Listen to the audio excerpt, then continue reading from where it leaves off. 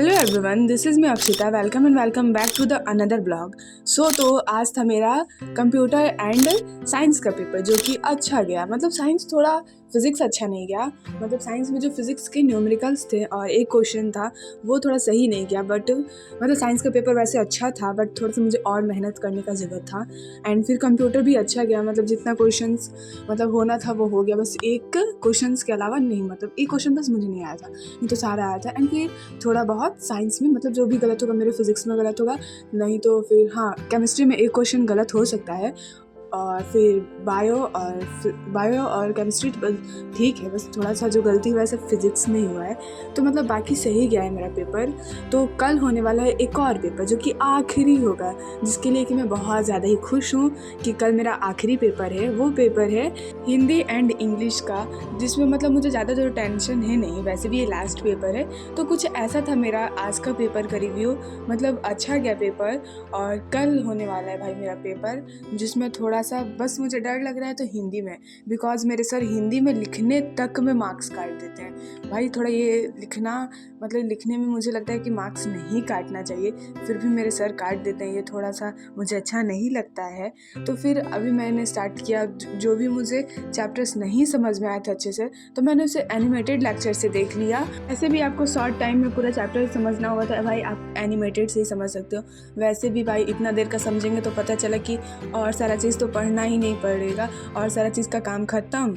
और फिर इसीलिए मैं सबसे पहले क्या करती हूँ कि एनिमेटेड लेक्चर से समझ लेती हूँ। ये थोड़ा सा मेरे लिए आसान भी हो जाता है और 10 मिनट में पूरा चैप्टर भी ख़त्म हो जाता है। तो सभी अभी मैं समझ रही थी माई चाइल्डहुड चैप्टर, बिकॉज़ ये वाला भी चैप्टर आ रहा है मेरे पेपर में, जो कि थोड़ा इजी चैप्टर है। मतलब ऐसा ना कि मैंने इंग्लिश का क्वेश्चन आंसर पहले से लर्न किया था, मतलब हिंदी ही नहीं थोड़ा बहुत पहले से पढ़ा था, नहीं तो इंग्लिश तो पूरा अच्छे से पहले से पढ़ लिया था। बिकॉज़ मेरे मंडे टेस्ट में इंग्लिश का आया था ये वाला chapter, and rich for the top भी आया था। तो वो सब तो मेरे अच्छे से रिवीजन था, बस मुझे एक बार रिवीजन करना था। तो मैंने वहीं एनिमेटेड लेक्चर देख लिया, और मेरी फ्रेंड ने भी बोला था कि तुम वो देख लोगी तो हो जाएगा, बिकॉज उसमें शॉर्ट में पूरा चैप्टर समझा देते हैं। और इसे समझने के बाद हम लोग चले गए थे पास्ता खाने, जो कि बहुत ज़्यादा टेस्टी था। और ये पास्ता मेरे भाई ने बनाया, जो कि सच में भाई बहुत ज़्यादा टेस्टी था। आपको देखने से लग रहा होगा कि कितना टेस्टी, और भाई रियल में भी बहुत ज़्यादा टेस्टी था। और फिर पास्ता इंजॉय करने के बाद मैं आ गई फिर से अपने पेपर की तैयारी करने। थोड़ा सा मतलब बाहर इसी तरह घूम के ब्रेक लेके, ऐसा नहीं कि मैं एक लगातार पढ़ती जाऊँ, एक लगातार, ऐसा मुझसे नहीं होने वाला है भाई।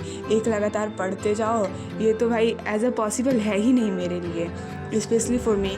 ऐसा पॉसिबल चीज़ नहीं है कि लगातार पढ़ते जाओ। तो इसलिए मैं थोड़ी देर का ब्रेक लेके पढ़ती हूँ। मतलब आधा घंटा पढ़ती हूँ, तो फिर 10 मिनट का ब्रेक ले लो, उससे थोड़ा अच्छा लगता है। तो मैं भी ऐसे ही पढ़ाई करती हूँ कि मतलब पूरा ऐसा नहीं है कि बैठ गए हैं तो नहीं पूरा चैप्टर ख़त्म करके उठना, नहीं भाई, ऐसा मेरे से हो ही नहीं सकता है। मतलब थोड़ी देर का ब्रेक लेके पढ़ाई करती हूँ मैं, और भाई इसीलिए मतलब थोड़ा सा अच्छा हो पाता है। और मैथ्स और एसएसटी का तो पेपर फर्स्ट डे ही था, तो कल होने वाला है हिंदी एंड इंग्लिश का पेपर, जिसके लिए मतलब मुझे थोड़ा सा कम डर लग रहा है, पता नहीं क्यों, इस बार हिंदी और इंग्लिश के पेपर के लिए। और आपको मिलेगा नेक्स्ट वीडियो में हिंदी और इंग्लिश के पेपर का रिव्यू। तो आपको क्वेश्चन पेपर चाहिए होगा तो आप कमेंट कर देना, मैं कम्युनिटी पोस्ट में डाल दूँगी। ऐसा है कि हमारे स्कूल में इंग्लिश ग्रामर और हिंदी ग्रामर से भी क्वेश्चन आते हैं, तो भाई ये मतलब पढ़ना बहुत ज़्यादा ज़रूरी होता है। बिकॉज़ पिछले वाले पेपर में मेरे इंग्लिश ग्रामर में सिर्फ ग्रामर सेक्शन में ही मार्क्स करते गए थे। भाई मुझे इतना ज़्यादा दुख हो रहा था, मैं बता नहीं सकती हूँ। जो भी मेरा गलत होता है इंग्लिश ग्रामर में, वो होता है सिर्फ इंग्लिश ग्रामर में ही। और मतलब लिटरेचर सेक्शन में मेरा कुछ भी गलत नहीं था, कुछ भी नहीं। मतलब सारा क्वेश्चन जितना था उतने मार्क्स का के हिसाब से मैंने लिख दिया था, बट ग्रामर सेक्शन में मैंने उतना लिखा ही नहीं था।